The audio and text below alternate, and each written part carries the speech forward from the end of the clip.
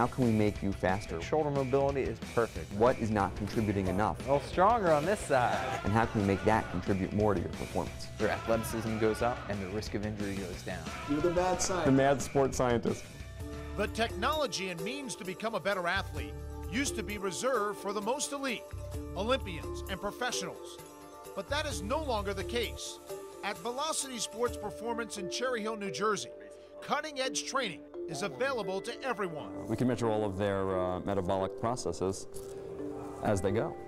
So this is a flow sensor, measures the oxygen in, the carbon dioxide out, check lung function, heart function, can do an EKG.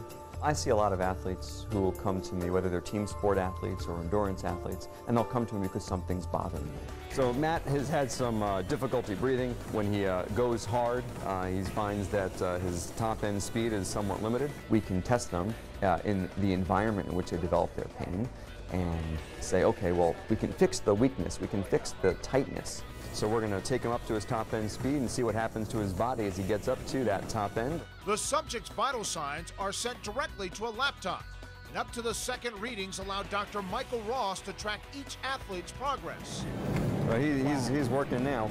He's got approximately 75 beats left until his theoretical maximum. This is a ratio which gives us an idea as to how much carbon dioxide is being built up, which is also a measure of how much lactic acid is being built up in the system. And VO2 is what? VO2 is the amount of oxygen that's being used with any given level of exertion. By evaluating athletes one-on-one, Dr. Ross can create a training regimen designed to fit that person's specific needs. I just wanted to see what his maximum is, because once we know his maximum, we can work backwards from there to figure out the intervals that he needs, any therapy he needs, where the muscles are breaking down and such. How do you know when you're at the max? How do you know? Can't go anymore.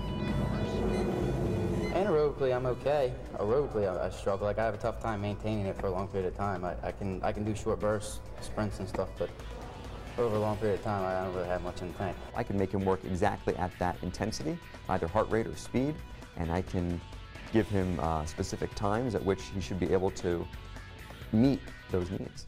If training the body to perform at its max is an athlete's goal, then ensuring the body is working properly is paramount. The functional movement screening is a process being used by NFL teams, college programs, and weekend warriors around the country. Been over the cord without looking down. Good, and place your heel on the ground and bring it back over.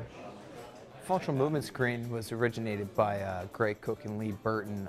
They're two physical therapists out from Indianapolis. We continually see athletes that were strong get injured, and they're trying to put two and two together of how these injuries keep happening to people that are so strong. And it wasn't necessarily the strength and the power that was the issue.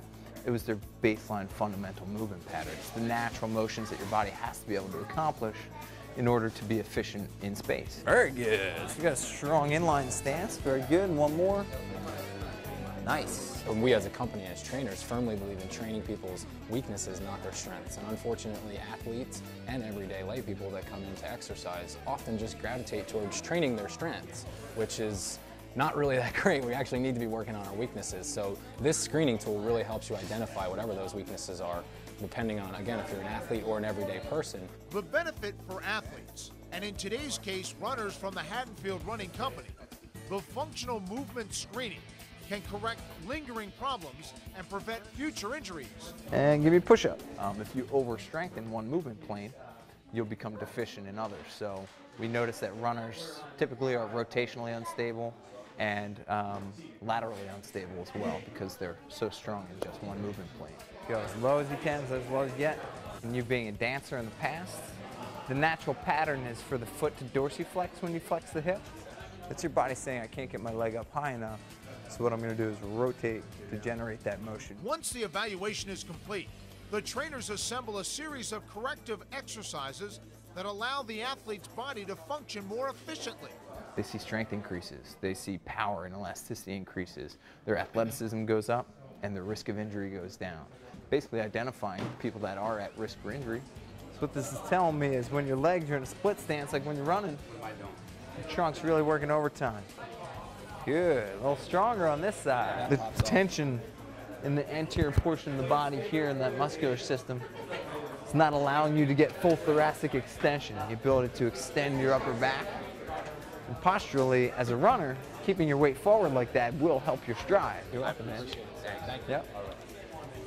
Another functional movement screen success story.